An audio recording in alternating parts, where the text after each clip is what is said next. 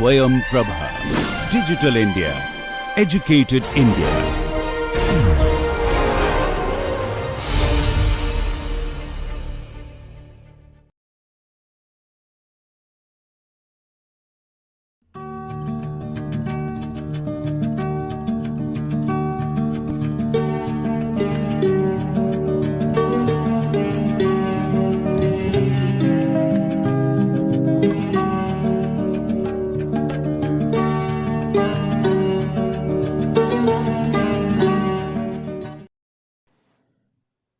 Hello, Namaste. Welcome back to the course on Geographic Information System. We were in the module 8. Now let's look at the lecture 2, which is based on spatial queries. So now we have learned how do you create a database, how do you maintain a database. Now let's look at what do you mean by querying. How do you know how does SQL or the SQL will help you in querying the data from the database, whatever the information that you need from the database. So let's look at this. I'll just these basically what I'm trying to do is that give you just a flavor of how it works. If you want to really get into the advanced mode, I would look each of these. For example, when you are looking at database management system itself is a course. And similarly, this querying using SQL or using PostGIS, all of these are different courses. So if you want to look at the advanced user, I would suggest taking up these courses and understanding it. Okay, so maybe I'll just give you a flavor, and if you can take it forward, it would be extremely helpful for you as an GIS user. So today we would look at what do you mean by SQL or a structured query language, commonly known as SQL or SQL. So we will look at some of the SQL statements, we will look at how the positioning and indexing is important, and also certain things called as hashing. But other than this, we would look at certain other concepts of how the searching also happens. We will look at art tree, quad tree, etc. So these are some of the concepts that I would be covering in this today's class. So when you look at SQL is structured query language, or it's called a standard query language.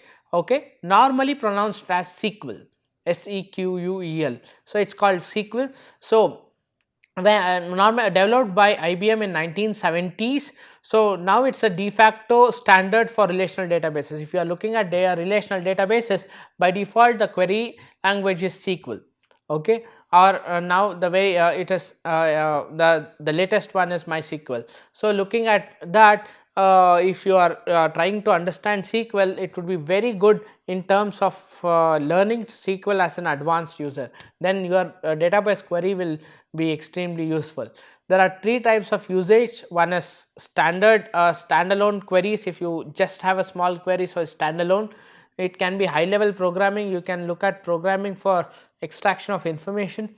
Most important thing that is happening in today's world is embedding it in other applications, so that it extracts information from users, very similar to those APIs that you use. Okay, so you embed it into different applications, so then the information is sought. So when you are looking at SQL statements, there are three kinds of statements. One is the data definition language. So it creates, alters and deletes data. Okay, then data manipulation language, it is for retrieving and manipulating data. If you want to retrieve a particular data and manipulate it, then you use a data manipulation language. And when you are looking at control of the data in terms of security, etc., then you have data control language, which is again called as DCL. So these are three types of SQL statements that are used in terms of using a SQL. So there is a concept of distributed databases.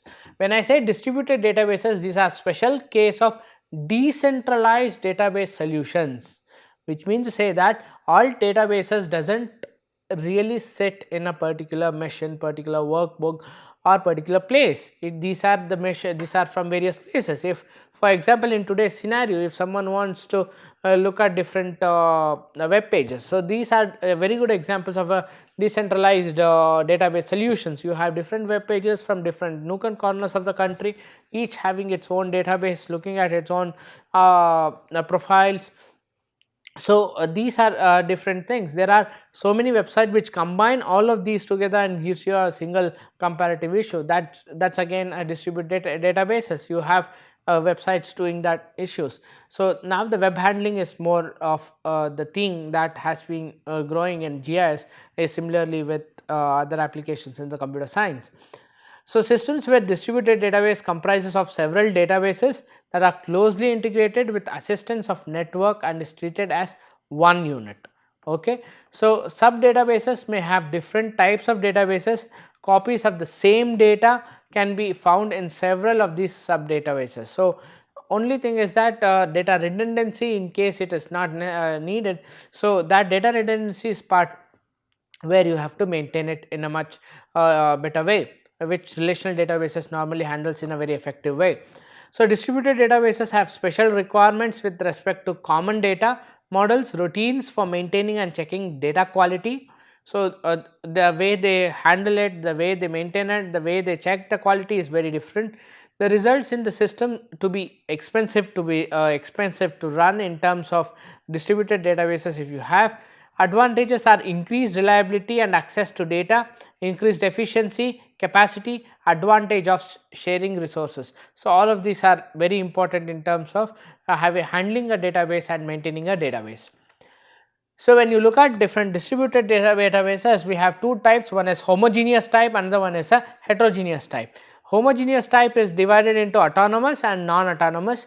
So each of these have their own way of looking at the database. They have been developed for certain issues. I won't get into why, how, and how it can store the database, but it is different from each other. That's why there are different groups. Then you have heterogeneous, which is federated, and multi-database. Multi-database is a very common thing that you can find in most of the places. Other than multi-database, it is federated in terms of heterogeneous distributed databases. Okay. So these are about distributed databases. There are certain advantages, certain disadvantage. When you look at advantage, there are increased reliability and availability at most of the time. Okay. When most of you look at most of the sites, you say you look at what is downtime.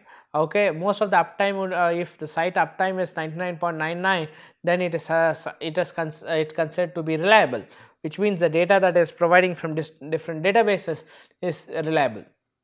Easier expansion.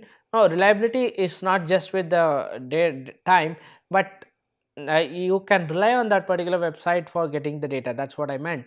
Then easier expansion and local autonomy, whatever the data autonomy you want to have. So you can look at it locally in a distributed database. And protection of valuable data is easy, because each of the distributed database has its own security rules, policies. So it's easier to segregate data and have different policies, different securities. Cost effective in terms of just maintaining it, but creating it, and in a longer run maintaining it is fine, but creating it and in the shorter term it is quite expensive. Okay, but reliable transactions. So when you are looking at transactions, they are more reliable. When you are looking at disadvantage, the complexity of implementation. So because you should know everything of about the different databases, distributed databases that they are located, and how you have to capture that particular data. So you need, the complexity of implementation is very high. When you are looking at the other disadvantage is the maintenance of integrity of the data, which we mentioned that the first thing that we mentioned in GIS is data integrity. So that is what is extremely difficult in terms of a distributed database. And if you have inexperienced personnel who are actually handling this distributed database, then you are really going down in terms of maintaining or handling the entire database. It needs a vast experience in terms of how the database is handled. Complex design makes it most difficult in terms of handling. And dependency with other software. So let's say that each distributed databases has it's been developed in their own software systems and the command consoles. So if you have to look at their software and its interoperability with your software in order to give out the data. So that is important. concurrency control challenging. So concurrency, yes, in today's scenario may not be of much, but yes, it is a challenging task. And most importantly, in the distributed databases, it is lack of standards of representations, or standards of storing, standards of representation and integrity. The next thing that we have to look at in this one using a SQL is positioning and indexing. So, see, why I did mention distributed databases in introduction to SQL is that because distributed database SQL can handle any kind of databases. It can be normal database, it can be a distributed database, it just can be a local database. So, SQL can handle any kind of it, and distributed databases are the order of day today, and SQL has a proficiency in handling these data. Then when you are looking at positioning and indexing, when you have a rational data structure, will reduce, if you look at positioning and indexing, will actually reduce your storage volumes. Okay, for example, if you have not positioned or indexed a particular data, okay, it means to say that it is occupying a huge amount of space, and it may also again result in certain duplication of data. Then special techniques have been developed for dividing and structuring data. Generally, map data are stored in a single sequential files, increases response time. So what they do is they give a multi-sequential file, which means that it is not very sequential. So because of this, because of the multiple access and or the random access, it will be much easier and faster to access the map data. So the most important part here is indexing. So map data are normally indexed in multiple parts. So that indexing specifies locations. So keep map sheets are divided into sections which are distributed in such a manner that it can accelerate the search. So when you are having map data, so most of you will face problems only when you are accessing the huge raster data. Vector data may not be much of a issue, but when you are looking at raster data, they go into volumes. So when you are accessing a raster data, if it is not indexed properly, okay, you can look at the lag. Click on the vector data, it will open in a second, but if you want to open a raster data, it may take huge amount of time because it may not have been indexed. If you have indexed in multi-part indexing, then probably it will open up at least in 1/10 of the time that it used to open up without indexing. Okay, that's why you need to look at the positioning and indexing. Okay, when you are looking at spatial indexing, there are many ways of indexing. For example, to find out a particular data, there is B tree, there is grid indexing, quad tree, R tree. R tree is basically based on MBR, so it is sometimes very useful, whereas when you are looking at a quad tree, it is based on points and regions, whereas B tree is more of a balanced kind. For example, you have an R tree here. First, R tree starts with the root. You have the most topmost information that is there in the R tree. Then you have leaf nodes. For example, these are the 2D leaf nodes. Then you have the child nodes that ticks in, and finally it finds out where the particular thing is stored. It is basically based on MBRs or the multi-boot records. And whereas when you look at a quad tree, for example, if you have this particular image, okay, it divides into 4 different boxes. So once it is in the 4 different quadrants or quads, now it starts looking at that particular quad, then breaking the quads into 4 different quads and going into those until it finds the particular result. So this is mostly extremely useful in terms when you have most of the raster data, whereas R tree has now become an industry standards for most of applications in terms of spatial indexing. So there is the first thing, that early structure that started was a KD tree. So each level of a KD tree partitions into 2 spaces. I did show you with the R.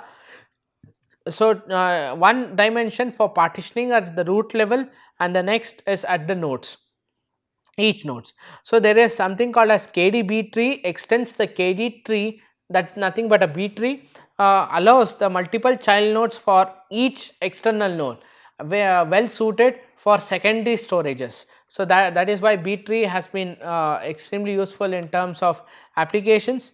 You have quad trees. Each node of a quad tree is associated with a rectangular region, that's what I spoke about. the top node is associated with the entire target space. So, that gives you the entire target space or the entire database. Then it goes into different nodes, different data, different worksheets on how the data has to be connected. Each non-leaf node divides into region into 4 equal sized quadrants. Correspondingly, each such nodes has 4 child nodes corresponding to 4 quadrants, and so on. So, once you have 4 child nodes, it will look at if that is a quadrant. If that is a quadrant, then again divides into 4 child nodes, then until it reaches a quadrant where the search operation halts. Okay. Leaf nodes have between 0 and some fixed number of points. So, when your non-leaf node reaches 0 number of expanding child nodes, then it will become a search will come down to that particular value. Just like this, first you have your entire database. So, it divides into different quadrants. Once for this is the first quadrant, if you see these are the 1, 2, 3, 4 quadrants. So, now it has to find out that particular data. So, you have based on relationship data, you have a lot of data that is present here. So, first it looks at this particular quadrant, so divides it into 4, then it says that it finds out one particular set of data that is already present. Then there is again the same ID that is represented in another quadrant also. So, divide it into 4. So, you get 2 more data sets. So, you access this particular thing. Similarly, it happens out throughout the entire database. That is how a quad tree or a quad database works. The next thing is R trees. This I have already explained. I will not get into these details, but R trees have now become an extremely useful and have become a standard protocol in terms of developing it. For how does an R tree is formed? First, a rectangular bounding box is associated with each tree node. For example, like this, if these are the different points and this is a polygon, so you have a bounding box, this is a line. So, there is a bounding box, rectangular bounding box that is created. Then bounding box of a leaf node is the minimum size rectangle that contains all the rectangles or polygons associated with the leaf node. Then the bounding box associated with the non-leaf node contains the bounding box associated with all the childrens. If there are many more children, then each of them will have bounding boxes. So, bounding box of the node serves as a key to its parent node. You do not need to understand all of these in case you are just looking at the GIS in just a holistic way. If you want to become an advanced user, then only you have to understand how each of these R tree, quad tree, etc. works. Okay. The polygon is stored only in one node and the bounding box of the node must contain that polygon. Okay. So, storage efficiency of R tree is better than that of any KD tree or B tree or even quad tree, since a polygon is stored only once, whereas in quad tree the polygon is repeated. That is why there is the data consistency may not be there. Okay. So, this is an example of a B tree. If you want to find out where between P and R a polygon. Okay. So, you have entirely through A through Z, this is one of those examples that I have adapted from IBM. So, if you look at you have an A through Z. So, first is such as A will have its sub nodes from A to I. So, you have these are this is a leaf node and these are non-leaf nodes, and when you look at a leaf node does not say that this value exists in this. So, it looks at this, yes, the value exists. So, it goes into the leaf node and digs deep into non-leaf nodes where you find out R. Okay. So, this is how a B tree works. This is a general way of how it works, but if you want to look at in more detail, please look at the textbooks which I have already referred. It has extensive explanations of how a B tree works. The next concept is hashing. Hashing, it is a key that is used to locate data physically on the disk. Each map section is assigned a number which are listed in the table of pointers to storage locations. The map section numbers and hence the entries in the index table are calculated based on the Cartesian coordinates. That is how you hash a map and look at it. So, how can you do it? For example, if you want to hash, this is one of the formulas that is used in terms of hashing. You need hx of x, hy of y, which is giving you point information in the Cartesian coordinate system. So it divides a map into equal rectangles, and each entry into a table is done based on this. Okay, so something like this. Okay, this is how the table is. So you have these values. So based on this, these are the entries that will be made, and this is the index table, and related geometric data would be stored in the other table. Okay, this will help in retrieval of data much faster. Okay, SQL can have a single query, SQL can have a multiple query. So if you want to have a multiple query, it can handle something like this. For example, state equal to West Bengal or state equal to Kerala, and value greater than 5,000 and a value less than 10,000, which means I am looking at in the state of West Bengal and Kerala, where the population value is less than 5,000 and population value is less than 10,000. So give me all the queries. So this is one way of looking at multiple queries in terms of representation or searching. Then you have for example, you don't know a particular let's say a function or a field, okay, and you know only the partial name of it. So you can do even the partial matches in terms of querying. So for example, if you want to find out all customer names beginning with Mac or Mac, okay, you can even write it as McDonald or McDonald. So how do you write it? It depends on the way it is represented. So it is just if you want to query, so name is equal to Mac and MC. So it will give you all the names that are there, or Mac or MC, so that will give only those names which are there. So find all the zip codes beginning with 6. Okay, all this beginning with 6 will be listed. Okay, so you normally, when these are there, partial matches are there, you don't know the other part. For example, McDonald, I don't know the Donald part. Let's say I know only Mac, so I'll write MC star. It means to say that star MC star, which means anything that is previous to MC, anything that is after MC, list all of them wherever MC exists. Even in the entire list, it actually locates. Okay, if there is something like Gunshekaran MC, okay, continuous name, let's say Gunshekaran MC, so it or even lists, even if it is MCA degree, it, because MC is actually occurring there, so it also lists MCA. Okay, so that's how you can look at the partial match, then select whichever the data you need. Okay, it need not be the same data. Other one is the like operator. For example, if you want to find out there is certain for example, let's say in this example you have name like percentage a percentage, it will find all the names starting with A. For example, if I have a field name that is academicians, so academicians, and I would give the names. So any academicians with starting with A will be mentioned in that particular query output. So if you have percentage, then is the ignore wildcard. Okay, in case you want to ignore it, just add a percentage, so it ignores this particular wildcard. So now if I put it as A, if there is a academician like Amit and Arpita, so both of them will be ignored in this particular set of queries. So you can also query something like this. The name, you don't know exactly that name, so you have to say name like percentage Nagar percentage. It would find Kalyan space Nagar. So you need only Nagar, you don't need something like Kalyan. Okay, so so it is only searching for Nagar. So Nagar exists in this Kalyan Nagar and Karunya Nagar, so it gives you the output. But if there is something like Rajaji Nagar or Shivaji Nagar, it won't give it. So if you want to search Rajaji Nagar or Shivaji Nagar, then you may have star Nagar star, so it will give you everything that is in between Rajan Nagar and Shivaji Nagar, including Kalyan Nagar and Karunya Nagar. So that's how the like operator works. Then you have query result. The result of a query meets the standard design of a query. It is how the query has been designed. That is where the database the creator will actually design how the queries are made.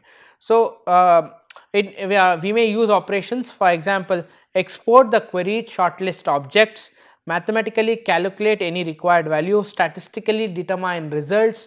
So develop outputs such as reports. only thing is that reports cannot be modified. So based on this, whatever the query you do, this if there is a database administrator has defined the output of a query in a certain way, only in that way the query results will be provided. Okay, then you have certain rules for storage of the database. So now I am stopping with the queries. Now let's again go back to the database. Database has certain storage rules, and fields have specific types available. For example, when you are naming rule, not, I did mention it before, you cannot have more than 13 characters in your database as a name. You can use only letters and numbers, must start with a letter.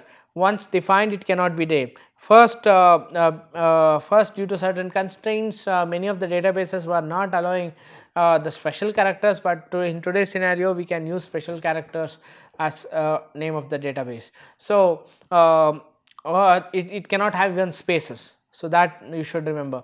So must be defined before use. When you are creating a database, you have to define the name of that particular database. So these are certain storage rules that you should know when you are creating a database. So there are different datas that database can handle, or queries can be made of. So you have fundamental mode of computer, it uses a fundamental mode of computer storage, something like a binary data. Okay, data are stored as a series of zeros and ones representing the numbers in 2 bits. This you know is a binary data.